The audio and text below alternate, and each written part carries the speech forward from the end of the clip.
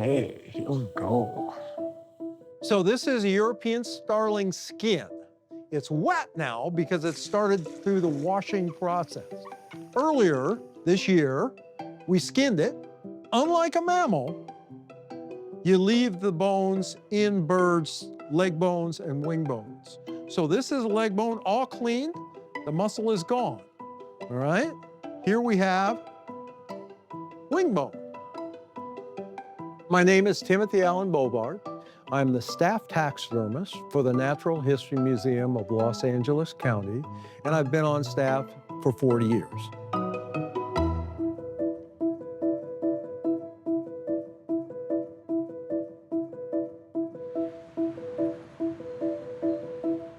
A reframing diorama hall starts with Getty support as part of their PST exhibit series, where the connection was the crossover between science and art.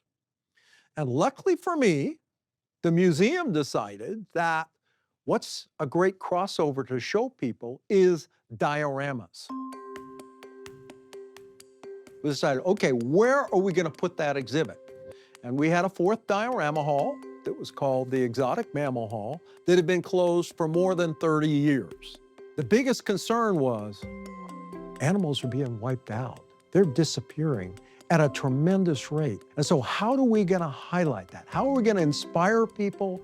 Well, let's show them that animal. It's interesting when you look at a bird, right? Most people don't realize how much bare skin there is on a bird unless they're wet. But there is lots of bare skin. And this bird has kept its feathers. I'm gonna turn it inside out so we can see the skull, and there's still a little flesh that has to come off there, so I'm gonna clean that off. Do a last little cleaning here on the head. In this exhibit, we're trying to highlight the loss that happened to bird populations all over the world. On the floor beneath it is skeletons, piled up skeletons. And these would have been albatross on an island where our director at the time in 1911 went to this island and there were lots of birds, and he went back shortly thereafter and there were 0 live birds left, and all he saw was piles of bones. For me, what we're trying to do, I think we have a better collective understanding about the importance of habitat, but we still gotta keep going on it. Dioramas go back to really the turn of the last century, when instead of something like our bird hall, where everything's lined up and organized on shelves, the idea was, let's try and do something that's more natural, that's more captivating. My first memory of seeing dioramas in a museum was here at the Natural History Museum of Los Angeles County, when my mom would come in and she would bring me here. That was certainly a happy place for me. And the fascination when I got here was, wow, look at that diorama. It really looks like a real place, like a place I could go. And I would wander our diorama halls, and I was fascinated. Dioramas you can build around anything. The first thing when I'm trying to plan a diorama, or when I'm looking at our existing dioramas and trying to get an idea of what they were going for, is what is the perspective, right? What's gonna be the focal point? As far as the animal, there should be some sort of a flow. We like looking at things and having them be regular organization. Well, that's not the way nature is. Nature is naturally irregular. So you gotta sort of work to create that. Now I'm gonna need to fluff the bird a little bit.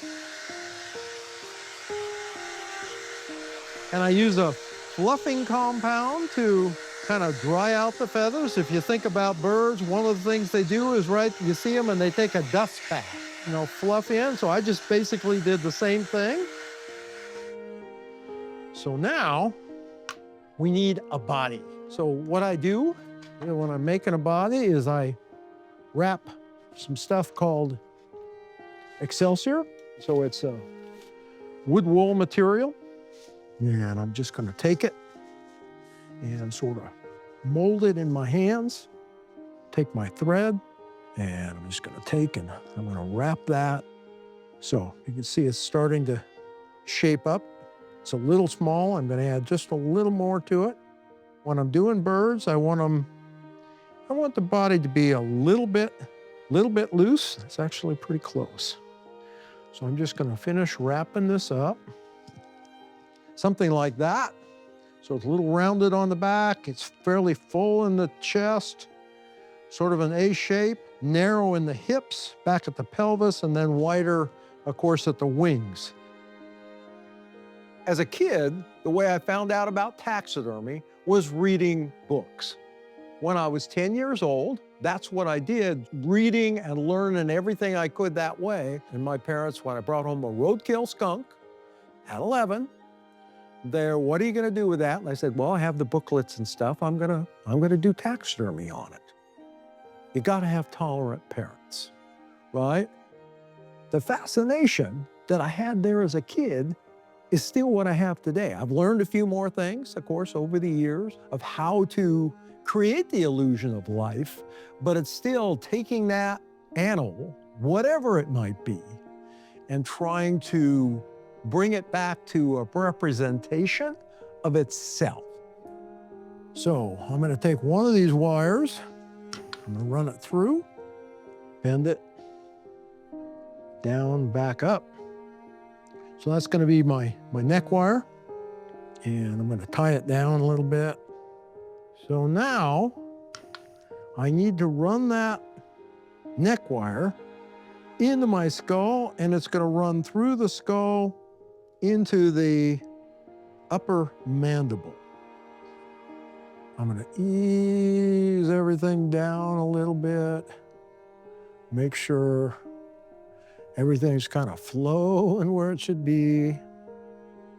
But now, if it's gonna be considered art, now is where that artistic thing happens, because I could raise the wings, I could lower the wings, I can make a decision about the final look for the bird after it's assembled, because I can move it around. This little starling is gonna be beautiful. Is it art? Or is it scientific illustration?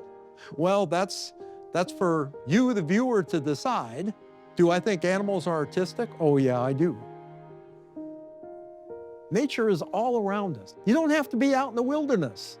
You can walk through your neighborhood and you can see wildlife, right? If you look for it.